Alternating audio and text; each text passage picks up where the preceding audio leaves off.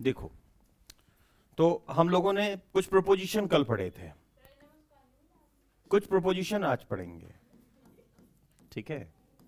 कुछ प्रोपोजिशन कल पढ़ लिए थे, कुछ प्रोपोजिशन आज पढ़ेंगे, ठीक है। तो आज के प्रोपोजिशन में हम लोग पढ़ने वाले हैं, जैसे कि कल हम लोगों ने जो प्रोपोजिशन पढ़े थे वो पढ़ा क्या था, अगेंस्ट पढ़ा था, ठीक है, बिटवीन पढ़ाया था, और क्या पढ़ाया था, अमंग, ये भी पढ़ाया था, फॉर पढ़ाया था, और अबाउट पढ़ाया होगा। ऑन नहीं पढ़ाया मैंने, ऑन नहीं पढ़ाया, अभी पढ़ाएंगे। तो नमस्कार साथियों, जैसे कि आप देख रहे हैं हम लोग प्रोपोजिशन पढ़ रहे हैं। पिछली क्लास में हमने आपको कुछ प्रोपोजिशन पढ़ाए हैं जिसमें अगेंस्ट, बिटवीन, अमंग, फॉर और अबाउट पढ़ाया था। आपने देखे होंगे, तो हमारा जो पिछला लेक्चर है वो जरूर देखिएगा यदि नहीं देखा हो। तो हम लोगों ने कल ये प्रोपोजिशन पढ़े हैं, वो भी बेसिक तौर पे। प्रत्येक प्रोपोजिशन को जो बेसिक यूज है वो हमें जानना चाहिए, तो आप जरूर देखिएगा पार्ट 1 प्रोपोजिशन का, उसमें हमने ये प्रोपोजिशन ऑलरेडी पढ़ा दी है। अब आज हम जो प्रोपोजिशन पढ़ाएंगे तो सबसे पहले पढ़ाएंगे आपको प्रोपोजिशन ऑफ टाइम, ठीक है। तो देख लीजिए, इनके अलावा अब हम जो पढ़ने वाले हैं वो पढ़ने वाले हैं प्रोपोजिशन ऑफ टाइम, ऐसे प्रोपोजिशन जो समय की सूचना देने के लिए प्रयुक्त होते हैं। फिर उसी हिसाब से हम प्रोपोजिशन ऑफ पोजीशन पढ़ेंगे। तो आज हम पढ़ने वाले हैं प्रोपोजिशन ऑफ टाइम, यानी पढ़ना तो प्रोपोजिशन ही है बट उसको पढ़ना है टाइम के लिए। तो हम पढ़ रहे हैं प्रोपोजिशन, और इसके अंदर क्या पढ़ रहे हैं, इसके अंदर हम पढ़ रहे हैं, ध्यान दीजिएगा, इसके अंदर पढ़ रहे हैं प्रीपोजिशन, प्रीपोजिशन ऑफ टाइम, ये पढ़ा रहे हैं, ठीक है। तो हम पढ़ रहे हैं प्रोपोजिशन ऑफ टाइम पढ़ रहे हैं। ऐसे कौन से प्रोपोजिशन हैं जो समय की सूचना देते हैं, तो बड़े ध्यान से देखिएगा। आपने इंग्लिश में बहुत अच्छे तरीके से देखा होगा, जब आप पढ़े होंगे तो उस समय आप सेंस फॉर को पढ़े होंगे, इन को पढ़े होंगे, ऑन को पढ़े होंगे, एट को पढ़े होंगे, बाय को पढ़े होंगे, बिफोर को पढ़े होंगे, आफ्टर को पढ़े होंगे। ये सभी टाइम को रिस्पॉन्ड करते हो समय बताने वाले प्रोपोजिशन है, ठीक है। तो उसी क्रम में सबसे पहले आप एक डिफरेंस जानेंगे, देखते चलिए। सबसे पहले मैं बताता हूं एट का प्रयोग कहां करना है, एट का प्रयोग कहां कहां होगा, लेकिन ये समय की सूचना देगा तब।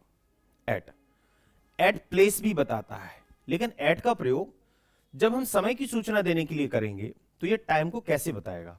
तो एट के साथ ध्यान रखना है, एट के साथ हमेशा आपको पॉइंट ऑफ टाइम का प्रयोग करना है। किसका प्रयोग करना है, पॉइंट ऑफ टाइम का। पॉइंट ऑफ टाइम का मतलब होगा किसी निश्चित समय का प्रयोग करना है। किसका प्रयोग करना है, किसी निश्चित समय का प्रयोग करना है आपको, जो कि है। एग्जाम्पल देखिए आप, कुछ एग्जाम्पल आपको क्लियर होने चाहिए। फिक्स टाइम का मतलब, जैसे कि निश्चित समय का मतलब जो घड़ी का समय होता है, तो हम लिख सकते हैं at 7 PM, at 6 o'clock, at noon, noon means होता है 12, एट मिडनाइट भी प्रयोग होता है। मिडनाइट मतलब मध्य रात्रि, रात्रि के 12 बजे। एट नाइट भी देखोगे आप प्रयोग होते हुए, सामान्य स्थिति में एट नाइट लिखा जाता है प्रोपोजिशन ऑफ टाइम के लिए। ये एट के द्वारा सूचित होते हैं, ठीक है। आप ऐसे भी लिख सकते हैं, और देखिए एग्जांपल, एट 8 AM, ऐसे भी लिख सकते हैं। ये टाइम को रिस्पॉन्ड कर रहे हैं। और भी कुछ चीजें लिखी जा सकती हैं, जैसे हम लिखें एट डॉन, एट डस्क, ये भी एक टाइम के बारे में जानकारी दे रहे हैं। At dawn, at dusk, dusk का मतलब होता है शाम का समय होता है, और डॉन का मतलब होता है भोर, जिसको हम भोर बोलते हैं, अर्ली मॉर्निंग। अर्ली मॉर्निंग हो गया डॉन, और डस्क हो गया शाम के मतलब अर्ली इवनिंग, इवनिंग के पहले का समय, दैट इज कॉल्ड डस्क। यानी ना तो ज्यादा अंधेरा होता है ना, तो आप ऐसे प्रयोग कर सकते हैं एट के साथ, ये टाइम को रिस्पॉन्ड करेगा। तो अभी केवल हम टाइम से संबंधित समय की सूचना देने वाले जो प्रपोजिशन है उनका जिक्र कर रहे हैं, जिसमें एट का प्रयोग कर रहे हैं। एट का प्रयोग करेंगे पॉइंट ऑफ टाइम के लिए। तो आप देख लीजिएगा एट का प्रयोग ऐसे करेंगे। अब देखिए दूसरा, समय की सूचना कौन देगा? ऑन देगा। ऑन के द्वारा भी समय की सूचना दी जाएगी। कैसे दी जाएगी ऑन के द्वारा समय की सूचना? बड़ा आसान है, यह बात तो समझ में आ रही होगी ना। ऑन के द्वारा जब समय की सूचना देंगे तो कैसे देंगे? यह भी कैसी जानकारी देता है? यह भी हमको देगा point of time. Point of time का मतलब होता है निश्चित समय। किसी घटना को निश्चित समय बना दिया जा सकता है, या किसी समय को जो बिल्कुल फिक्स टाइम को डिनोट करता है, इसको बोलते हैं निश्चित समय। तो निश्चित समय के लिए ऑन भी काम करता है। इनका काम अलग है, ऑन का काम अलग है। ऑन का काम क्यों अलग है? देखो एग्जाम्पल में देखो, जैसे ऑन के साथ क्या क्या लिखना है आपको। ऑन के साथ आपको लिखना है, जैसे आपने ऑन लिखा तो आप लिख सकते हैं, एक मिनट रुकिए, ऑन के साथ आपको क्या क्या लिखना है जो कि निश्चित समय होंगे। या तो आप लिख सकते हैं डे, डे समझते हैं ना, जैसे कि संडे, मंडे। इसके साथ लिख सकते हैं डेट, ऑन के साथ। ऑन के साथ डे लिख सकते हैं, डेट लिख सकते हैं, और क्या लिख सकते हैं? फेस्टिवल भी लिख सकते हैं। ठीक है, तो इस तरीके से हम ऑन का प्रयोग करते हैं। इस तरीके से ऑन का प्रयोग करते हैं। तो ऑन के साथ डे है, डेट है, फेस्टिवल आदि। ठीक है, एग्जाम्पल देखो, हम लिखें, कैसे लिखें? हमने लिखा ऑन संडे, यानी संडे को, इसका मतलब निकलेगा, फिक्स समय बताएगा। फिर हमने लिखा ऑन, कोई तारीख लिख दिया, ऑन 2 जनवरी 2026, ऑन 2 जनवरी 2026। ये भी तो एक टाइम लिखा हुआ है, फिक्स टाइम है ये। ठीक है, डेट हो गया, डे हो गया। जैसे हम कहें 2 जनवरी को, तो हमें लिखना पड़ेगा ऑन। जैसे हम कहें संडे को, तो हमें लिखना पड़ेगा on Sunday. Same as it is for festivals, हम लिखें ऑन दिवाली, यानी दिवाली को। ये मीनिंग देगा आपको। तो याद रखना कि जब हम फेस्टिवल लिखें या डेट लिखें या डे लिखें तो ऑन का प्रयोग करिए। ये भी निश्चित समय के लिए काम करता है, जिसे हम पॉइंट ऑफ टाइम के नाम से जानते हैं। ठीक है, लिख लें आप जल्दी से, फिर आगे बढ़ाते हैं। अभी तो बहुत सारे ऐसे प्रोपोजिशन हैं जो टाइम को रिस्पॉन्ड करेंगे।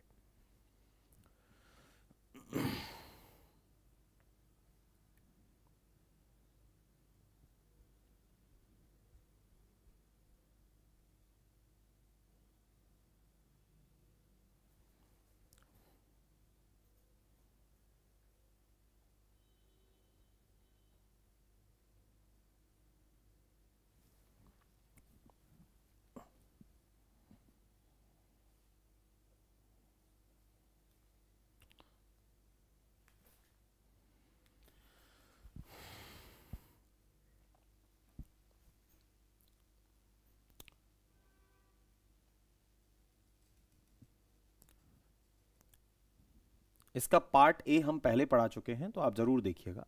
इसी चैनल पर आपको देखने को मिलेगा पार्ट 1, जिसमें कुछ प्रोपोजिशन पढ़ाए हैं। हाँ, बेसिक प्रोपोजिशन हम आपको सिखा रहे हैं, तो आप जरूर देखिएगा। और अब ये जो आज का लेक्चर है ये पार्ट 2 होगा, और आज के लेक्चर में आप देखेंगे कुछ और प्रोपोजिशन। ठीक है, ऐसी कर करके हम सारे चैप्टर को कंप्लीट करवाएंगे, जिससे आपका जो बेसिक है काफ़ी अच्छा होगा अकॉर्डिंग टू एग्जाम। ठीक है, हो गया, लिख लिया होगा सभी ने। चलिए तो आगे बढ़ते हैं। अभी केवल हम प्रोपोजिशन ऑफ टाइम की बात करेंगे, ऐसे प्रोपोजिशन जो टाइम को रिस्पॉन्ड करते हो।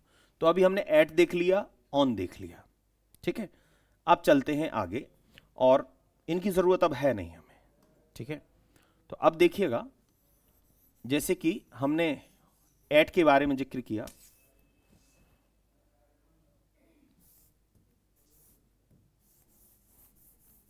अगले प्रोपोजिशन पे आते हैं।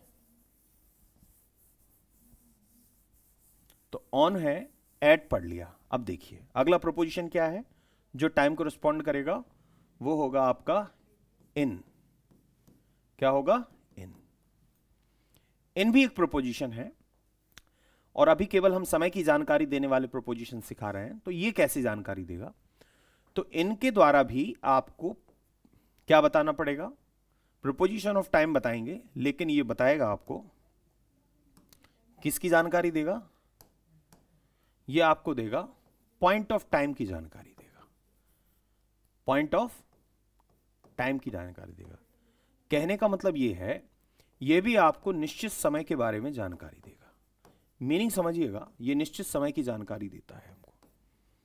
निश्चित समय में इसमें क्या क्या शामिल करेंगे आप? देखिए अभी इसमें शामिल करेंगे आप ईयर, इसमें शामिल करेंगे मंथ, इसमें शामिल करेंगे सीजन।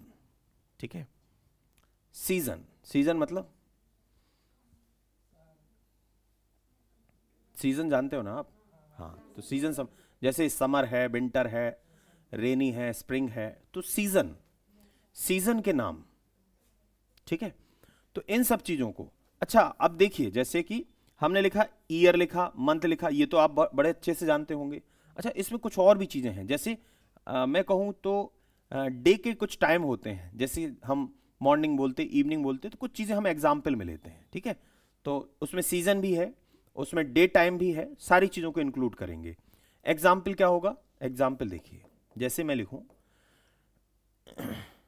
इन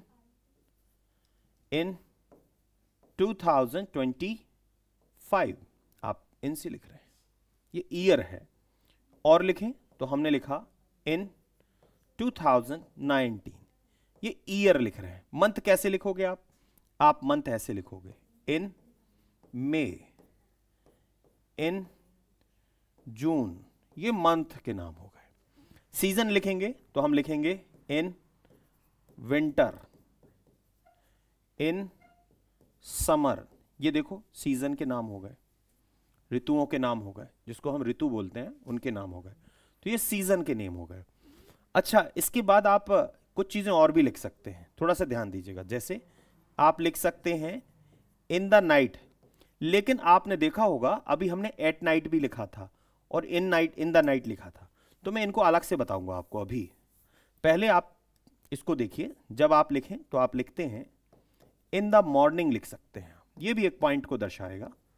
और आप ऐसे लिख सकते हैं इन द इवनिंग भी लिख सकते हैं। क्या लिख सकते हैं? इन द इवनिंग भी लिख सकते हैं।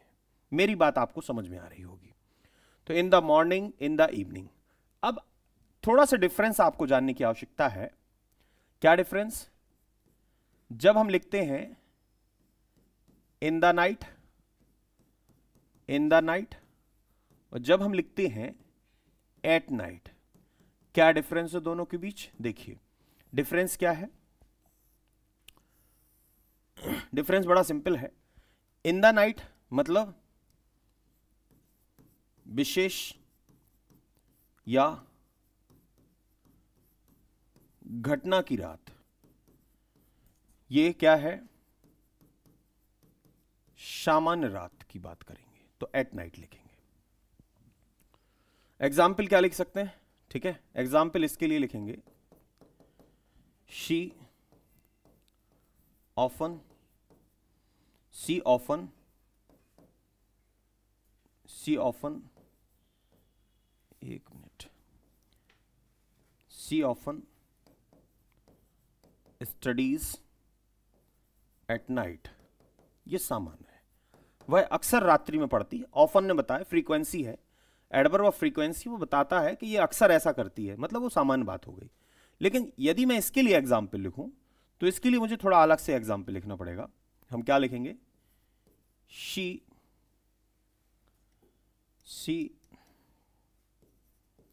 was killed, she was killed in the night, उसे मार दिया गया, यानी ये घटना की रात्रि है।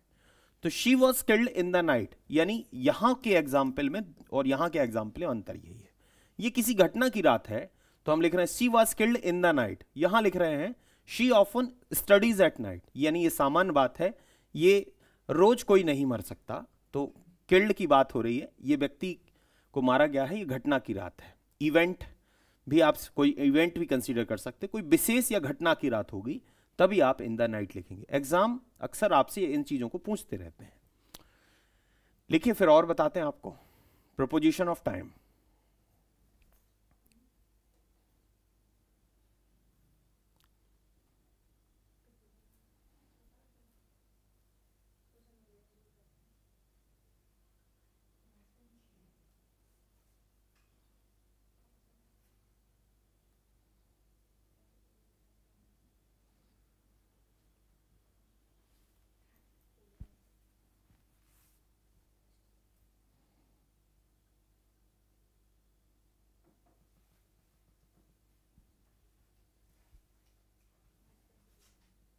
हो गया, लिख लिया सभी ने? चलिए, तो ये अभी इनके बारे में बताया कि इनका बात क्या है और at the night, in the night में क्या डिफरेंस है। चलिए थोड़ा सा स्लाइड को आगे बढ़ाते हैं और अभी और प्रोपोजिशन ऑफ टाइम पढ़ेंगे इसके अलावा। तो जैसे इसने लिखा इन 2029, 2025 लिखा है यहाँ पे, इसका मतलब है 2025 में, ऐसा मीनिंग निकलेगा। इसका मीनिंग हिंदी से मतलब नहीं है हमें प्रोपोजिशन का। प्रोपोजिशन का यूज क्या है, किस केस में कैसे प्रयोग करते हैं। चलिए तो आगे बढ़ते हैं। ये हो गए प्रोपोजिशन ऑफ टाइम में इनका प्रयोग। अब ध्यान से देखिएगा, अब मैं आपको बताऊंगा सिंस का प्रयोग। ठीक है, यह भी एक प्रोपोजिशन ऑफ टाइम होगा। अभी हम इसका प्रयोग केवल प्रोपोजिशन ऑफ टाइम के तौर पे करेंगे, केवल और केवल प्रोपोजिशन ऑफ टाइम के तौर पर करेंगे। केवल समय की जानकारी मिलेगी आपको, जिसमें सिंस के बारे में समझिए आप जरा, सिंस क्या क्या कर सकता है। तो सिंस के बारे में पहली बात तो यह है कि सिंस का प्रयोग जब भी आप करें तो इसके लिए भी सेम बात है, यह काम करेगा किस पर, पॉइंट ऑफ टाइम के लिए। पॉइंट ऑफ टाइम का मतलब होता है जब हम किसी निश्चित समय की बात करें। किसकी बात करें? जब हम किसी निश्चित समय की बात करें तो उस कंडीशन में हम सिंस का प्रयोग करते हैं। अभी आपने देखा एट का प्रयोग, इन का प्रयोग, ऑन का प्रयोग, वो सभी पॉइंट ऑफ टाइम को दर्शा रहे थे। तो जितने पॉइंट ऑफ टाइम दर्शाए गए हैं अभी, चाहे वो एट के साथ, चाहे ऑन के साथ, चाहे इन के साथ, वो सभी इन पर काम करेंगे। हाँ, थोड़ा सा मीनिंग बदलेगा। सिंस के साथ जब हम लिखेंगे तो आपने देखा होगा, जैसे मैंने अभी मान लीजिए मैंने लिखा ऑन संडे लिखा था, आपने देखा होगा, संडे को भी यहां लिखेंगे।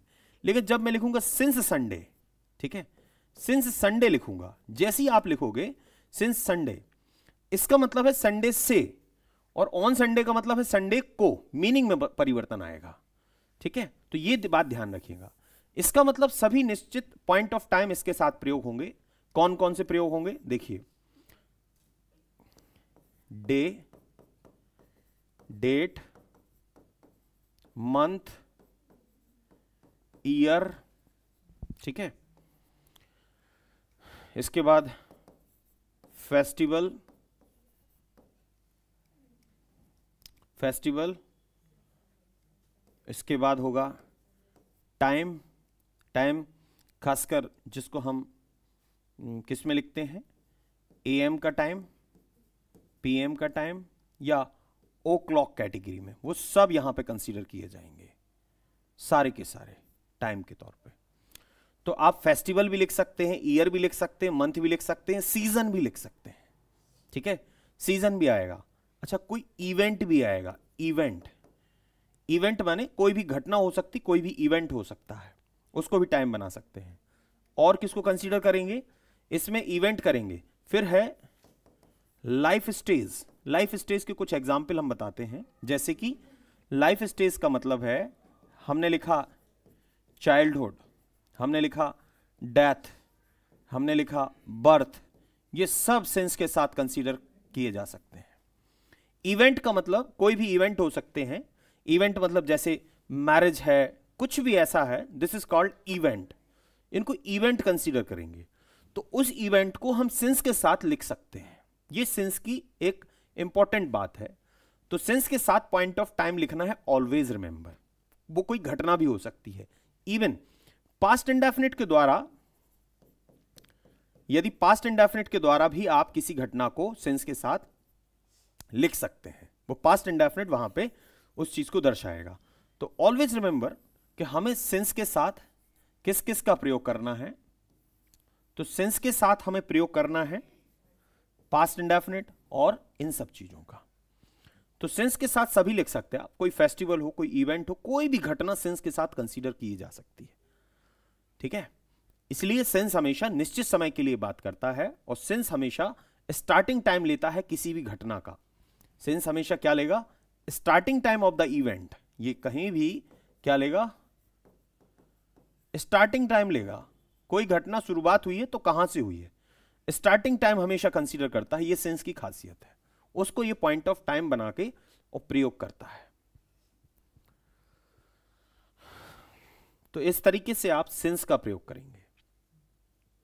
कुछ एग्जाम्पल देखिए आप। अच्छा, थोड़ा इसमें टेंस का बंधन भी मैं आपको बता देता हूं। वर्ब के तौर पर यदि सिंस के साथ हमें टेंस कुछ लिखने पड़े तो यहां आपको जानकारी होनी चाहिए कि सिंस का प्रयोग आप किस किस में करेंगे? प्रेजेंट टेंस में करेंगे, पास्ट में करेंगे, लेकिन फ्यूचर में सिंस का प्रयोग नहीं कर पाएंगे, ठीक है, याद रखिएगा। फ्यूचर में सिंस का प्रयोग नहीं कर पाएंगे। ये वर्ब के तौर पर हम सिंस का प्रयोग बता रहे हैं, एग्जाम में देखने को मिलता है। इसके अतिरिक्त और कहां करना है? कुछ जैसे कि आप इंडेफिनिट कैटेगरी की बात कर रहे हैं, ठीक है, परफेक्ट में आप इसका प्रयोग कर सकते हैं, परफेक्ट कॉन्टिन्यूअस में इसका प्रयोग कर सकते हैं, परफेक्ट कॉन्टिन्यूअस में इसका प्रयोग कर सकते हैं, लेकिन आप कॉन्टिन्यूअस में इसका बिल्कुल भी प्रयोग नहीं कर सकते। कॉन्टिन्यूअस कोई भी हो वहां पे सिंस का प्रयोग नहीं होगा, याद रखिएगा। तो हमने मना किया है कि फ्यूचर में सिंस काम नहीं करेगा, कुछ टाइम को लेके कुछ इस तरीके से, और सिंस कंटिन्यूअस टेंसेस में भी काम नहीं करेगा। हाँ, यहां तो करेगा, इंडेफिनिट में देखने को मिल सकता है, परफेक्ट में देखने को मिल सकता है, परफेक्ट कॉन्टिन्यूअस में, बट कंटिन्यूअस टेंस में आपको सिंस का प्रयोग देखने को नहीं मिल पाएगा। तो ये बातें हमें समझनी चाहिए कि कहां कहां हम प्रयोग कर सकते हैं, कहां कहां नहीं कर सकते, ठीक है।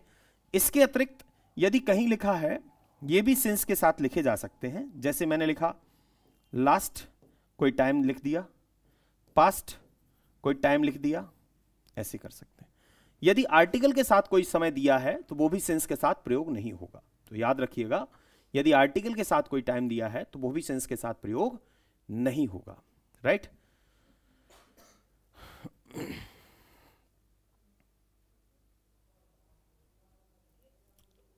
एक एग्जाम्पल लिखते हैं सिंस का, देखिए आप।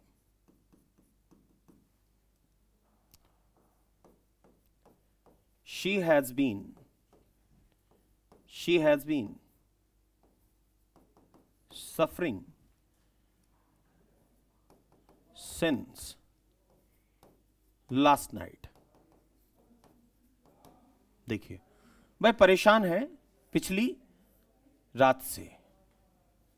she has been suffering since last night, वह परेशान है पिछली रात से, ऐसे प्रयोग होगा। सेंस का प्रयोग समझिए, हमने टेंस बता दी है कहां कहां होना है। फ्यूचर टेंस में काम नहीं करेगा सेंस, सामान्य कंटिन्यूअस टेंसेस में भी काम नहीं करेगा, ठीक है। इंडेफिनिट में कभी कभी देखने को मिल सकता है, बाकी परफेक्ट और परफेक्ट कंटिन्यूअस में देखने को मिलेगा आपको। तो इस तरीके से आप सेंस का प्रयोग करेंगे। अभी फॉर का प्रयोग बताते हैं जल्दी से, आपको डिफरेंस आपको समझ में आएगा, सेंस और फॉर के बीच क्या डिफरेंस है।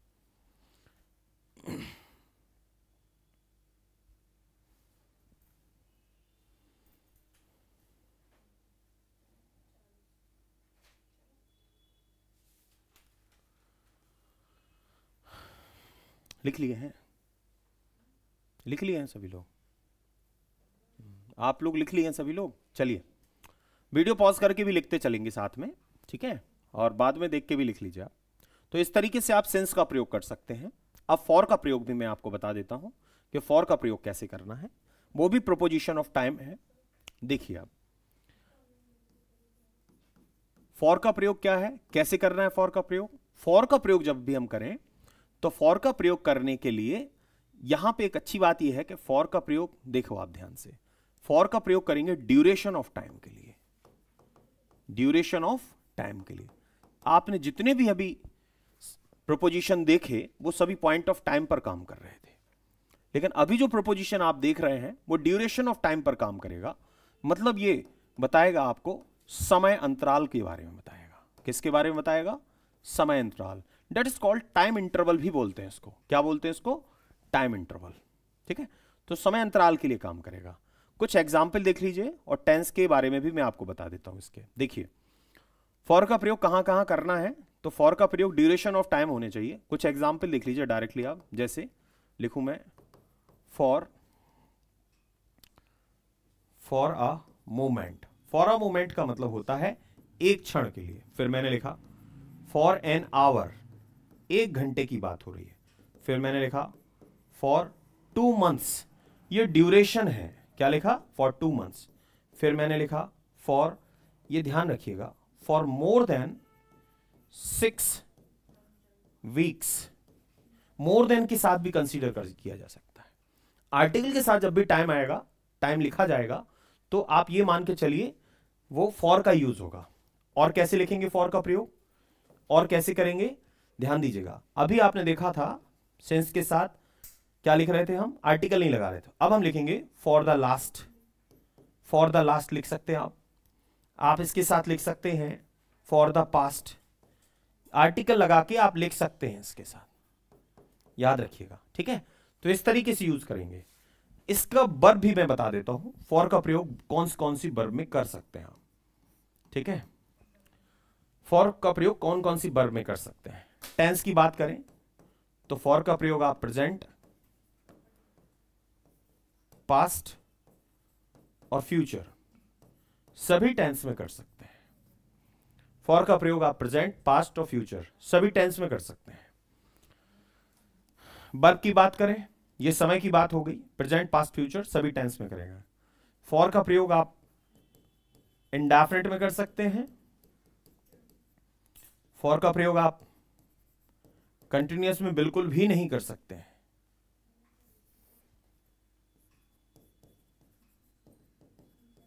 कंटिन्यूअस में बिल्कुल भी नहीं कर सकते हैं। सिंस भी मना कर दिया था कंटिन्यूअस टेंस के लिए, और फॉर को भी मना कर दिया है, ये बात ध्यान रखेंगे। इसके अलावा आप परफेक्ट में प्रयोग कर सकते हैं। इसके अलावा परफेक्ट कॉन्टिन्यूअस टेंसेस में भी, परफेक्ट कॉन्टिन्यूअस जो टेंस होंगे उनमें भी आप फॉर का प्रयोग कर सकते हैं। बट हमने किसके लिए मना किया? केवल आपको कंटिन्यूअस टेंस के लिए मना किया, सिंस को भी मना किया था। तो आप लिख लीजिए जल्दी से इसको, फिर आगे बढ़ते हैं। This is a use of since and for. तो आप याद रखेंगे कि जो समय बिंदु होता है वो भी आप समझते हैं, उसको बोलते हैं पॉइंट ऑफ टाइम। और एक समय होता है ड्यूरेशन ऑफ टाइम, जिसमें समय अंतराल होता है।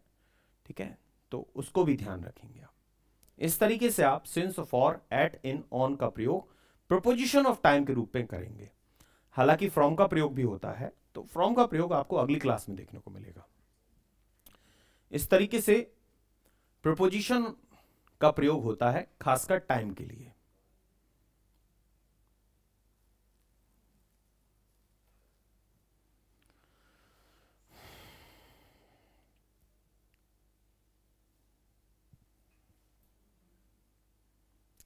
लिख लीजिए फ्रॉम, अभी बताता हूं मैं आपको, क्योंकि अगली क्लास में यदि ड्रॉप करूंगा तो फिर आधा प्रोपोजिशन उधर रह जाएगा टाइम का। तो फ्रॉम अभी बताता हूं, बाय भी अभी बताता हूं, टिल भी अभी बताता हूं आपको। ठीक है, सबका प्रयोग देख लेना आप ध्यान से।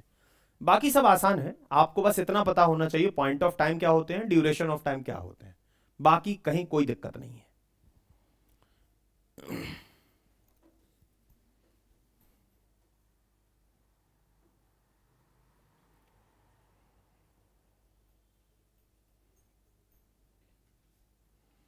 लिख लिए सभी लोग?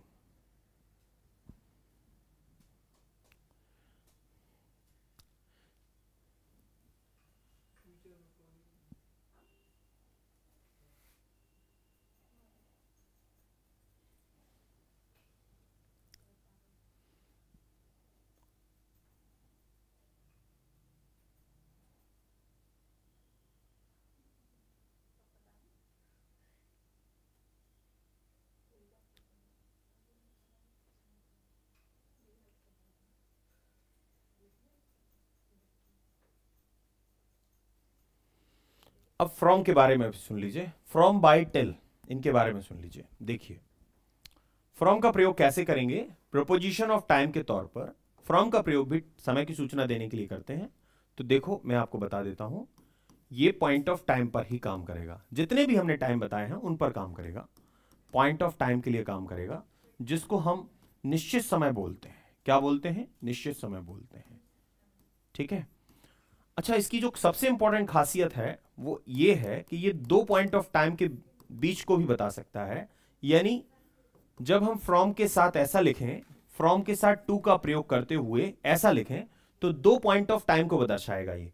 एग्जाम्पल देखो, सभी पॉइंट ऑफ टाइम मैंने आपको सिंस में बताए हैं, सेम एज इट इज काम है इसका। प्रयोग देखिए आप, जैसे मैं बताऊंगा फ्रॉम, तो ये बताएगा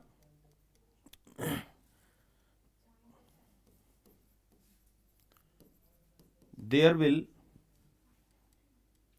विल सॉरी, सेंटेंस चेंज करेंगे। The meeting will be held from 2 PM to 6 PM। ये देखिए फ्रॉम ने आपको क्या बताया, 2 से 6 बजे के बीच के दो पॉइंट ऑफ टाइम के बारे में जानकारी दे दी कि 2 से 6 बजे के बीच में मीटिंग हेल्ड की जाएगी, तो ऐसा कहा है। तो इसको ध्यान रखिएगा, ये फ्रॉम की खासियत है कि दो पॉइंट ऑफ टाइम के बीच के टाइम को बताने का काम करेगा, ठीक है। तो फ्रॉम के साथ टू कंसीडर करते हुए लिखेंगे फ्रॉम 2 PM टू 6 PM। बाकी थोड़ा सा ध्यान दीजिएगा, बाकी बड़ा आसान है, जैसे मैं आपको बता देता हूं। बाई का प्रयोग करेंगे आप, ठीक है। तो देखिए कैसे करना है, बाई का प्रयोग मैं आपको बता देता हूं, जल्दी से समझ लीजिए। बाई का प्रयोग क्या है, एक है बाई, एक है टिल, एक है बिफोर, ठीक है। इन सभी के साथ यदि हमें कहीं प्रयोग करना पड़े तो आप प्रयोग करेंगे पॉइंट ऑफ टाइम को ही प्रयोग करेंगे। निश्चित समय बताते हैं, क्या बताते हैं, निश्चित समय। हाँ, प्रयोग में थोड़ा सा अंतर है, वो आप एग्जाम्पल के तौर पर समझ सकते हैं। निश्चित समय बताएंगे, मीनिंग क्या निकलेगा, मीनिंग थोड़ा देख लीजिए। बिफोर का मतलब निकलेगा के पहले, यानी किसी समय के पहले, ऐसा मीनिंग है। टिल का मतलब निकलेगा तक, किसी समय तक। बाई का मतलब भी निकलेगा तक या बिफोर। एक बाई का मतलब भी बिफोर होता है एक प्रकार से, लेकिन आप इसको बोल सकते हैं तक, ठीक है। ये लास्ट टाइम को डिनोट कर देता है, ये पहले बताता है किसी घटना के साथ में, तो वो आपको एग्जाम्पल में देखने को मिलेगा, ठीक है। जैसे एक एग्जाम्पल देख लीजिएगा, he will have finished the work। एक मिनट, इसका एग्जाम्पल देख लीजिएगा। he will have finished the work by, point of time बताना है ना, तो आप लिख दीजिए मंडे।